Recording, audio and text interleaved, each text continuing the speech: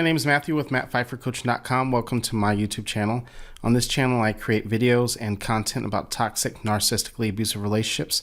And if you have a question that you'd like for me to answer, make sure you send it to justaskmatt at MattPfeifferCoaching.com. Again, that is justaskmatt at MattPfeifferCoaching.com. Just make sure you keep that email 2 to 3 paragraphs max, and you're also very direct and to the point of what your question actually is. If it's too long, if it's too lengthy, unfortunately, I will not be able to answer it. Also, make sure you hit the subscribe notification, and you also hit the bell notification so you're notified each and every time I upload new videos. I upload new videos on this channel 5 days a week, Monday through Friday. With all that being said, let's get into today's email. So this email comes from a person who is dealing with a possible female narcissist, and it has made a lot of threats in terms of calling the police and making false allegations.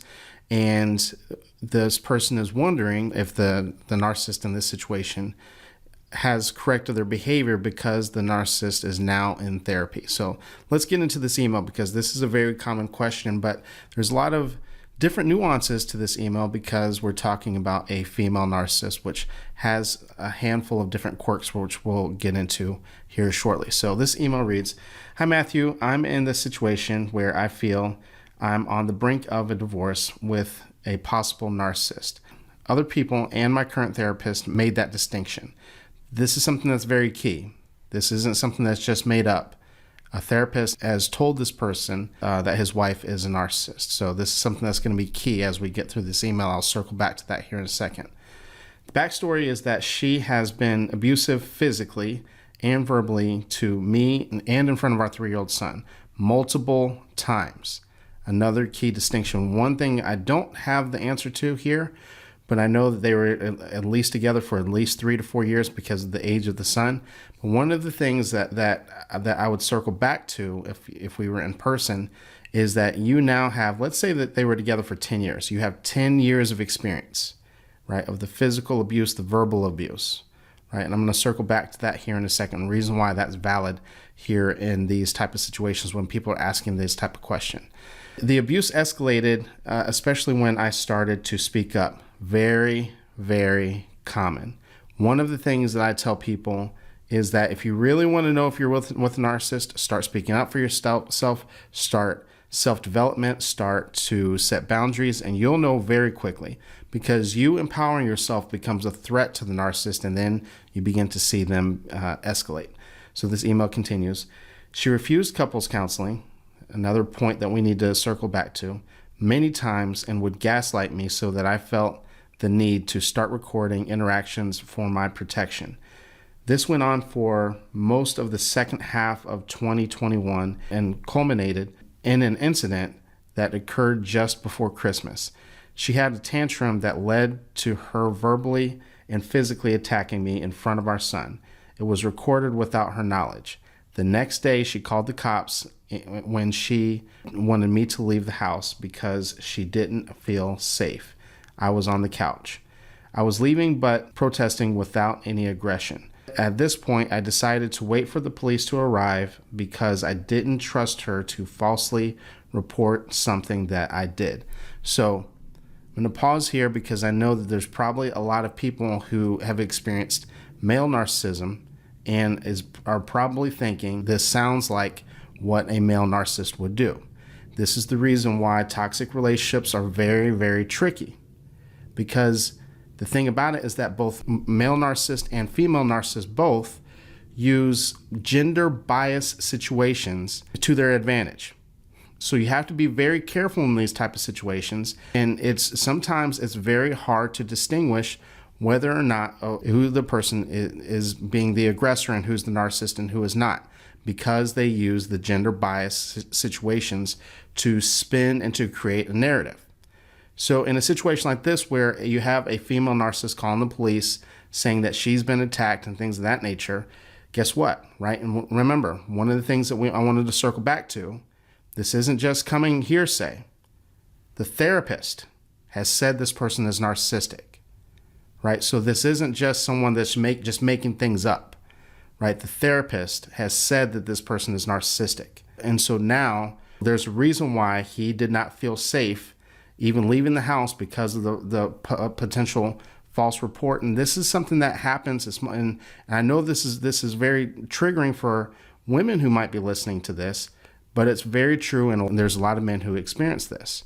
And I know women experience this as well, where men create false reports and things of that nature. Women do as well, right? And so we have to be very careful when we hear some of these stories. But one of the things I wanted to circle back to is that this isn't just something that's just being made up because of the therapist has confirmed that this person is narcissistic. Let's continue with this email.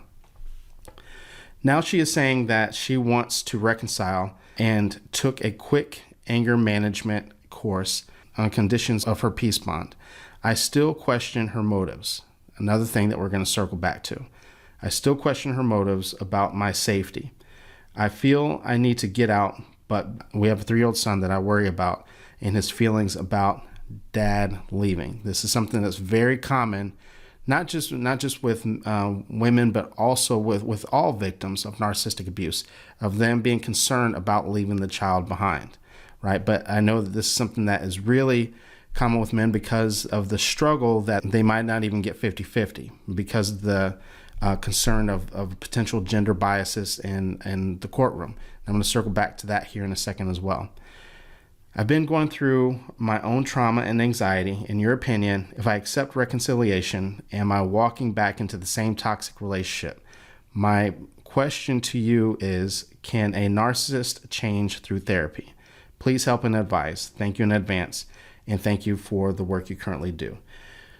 So number one, you are very, very welcome. But so the answer to your question is no, narcissists cannot change in therapy. So I know a lot of people who are watching me, they watch a lot of self-aware narcissists like mental illness and other self-aware narcissists. I know Leon, I've had him on my podcast and things of that nature. There's a very big difference. And the difference that we're going to talk about here, what this person is dealing with and what we're talking about there with the self-aware narcissist that I may have interviewed, there was a large span of therapy with them, number one. Number two, when it comes to a self-aware narcissist who is actually in therapy, right? If you talk to them, if you listen to them, therapy has not corrected, has not changed, and has not healed their narcissism. They are still narcissists. They still have narcissistic thoughts. And the other problem that we have here, right, is that this is not something that I would recommend you. It's very difficult when someone has power and someone has control and I want you to listen to some of the things that you've said here, right? This person has called the police. They have threatened to make false reports, right? And you also, when you mentioned the anger management, you said quick, fast, right? One of the things that doesn't tell me that there was any significant therapy. We would need years under our belt. And one of the things I wanted to point out, remember, how many years of experience do you have with this person? And also, I'm hearing a lot of elements of a trauma bond.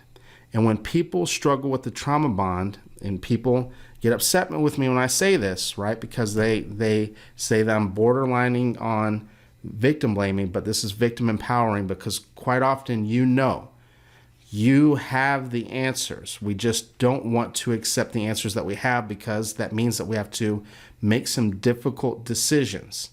So one of the things that you said is that I still question her motives. And you also said, I worry about my safety. One of the key indicators that you know that you should leave a relationship is when you are concerned about your safety. There's no coming back from that. Because one of the things that we have to understand about a toxic relationship, regardless if there's physical abuse like what we're talking about here, or covert abuse and that sort of thing, is that we have to understand that everyone always wants the narcissist to go to therapy, but both people need work. So we have to talk about this process of you don't feel safe, because relationships are like a baby mobile. When the little thing that hangs over a baby's crib, when you start to affect and when you start to play with one toy and you start to tug on it, it has an effect on all of the other toys. So even if the narcissist went to therapy and took this serious, you would also need to go to therapy and feel more comfortable speaking up for yourself. And I'm going to circle back one more time to something that you said. to show you that you actually have the answers to this. You said that the abuse escalated when you started to speak up.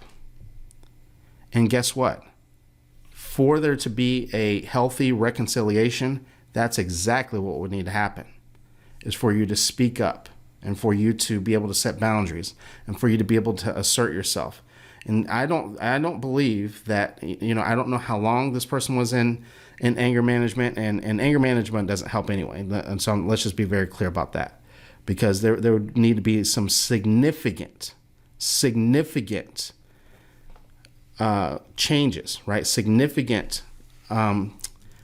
therapy. And even at that, right? Not likely. I'm going to call this person's bluff, right? Out of and in particular, out of some things that you have said, out of your own safety. Now, the last piece that I want to say about this, because a lot of people who are listening to this and I know that you're concerned about the 3-year-old as well. If you are not safe, neither is your 3-year-old. You have to be safe first. Just like in a plane, they tell you to put the mask over your face first, then put it over your child's face, because you might pass out and then you and your child are in trouble. If you are not safe, your child is not safe. And your child needs to see. One of the things that happens with children is that, and think about this dynamic that you talked about in the email, right? They don't feel safe either, because what's happening is that they're witnessing, they're watching the fact that my parent, the person who's supposed to keep me safe, can't even keep themselves safe. So how do I feel safe? And so we need to make sure that you remove yourself from the situation. Now, I'm not saying that it's going to be easy, right? I'm not saying it's going to be easy, but most places, most states are going to are doing 50-50. And even at 50-50, it is better for you to do 50-50, because your child, at least half the time, experiences a lot of freedom. They can experience independence and can experience a breath of fresh air out of the toxicity. But for you to stay, they don't know what freedom feels like. They don't know what healthy looks like. They never get an opportunity to express themselves freely. Even at 50-50, that's better than nothing. Thank you very much for writing in. For those of you who would like to write in, make sure you send it to justaskmatt@mattpfeiffercoaching.com. Again, that is justaskmatt@mattpfeiffercoaching.com. Make sure you keep that email 2 to 3 paragraphs max, and you're also very direct and to the point of what your question actually is. Also, if you would like to work with me, the fastest way to work with me is to book a paid one-on-one coaching session. The links for that are in the notes. And also make sure that you are subscribing and you are liking. And thank you very much. And I will talk to you soon.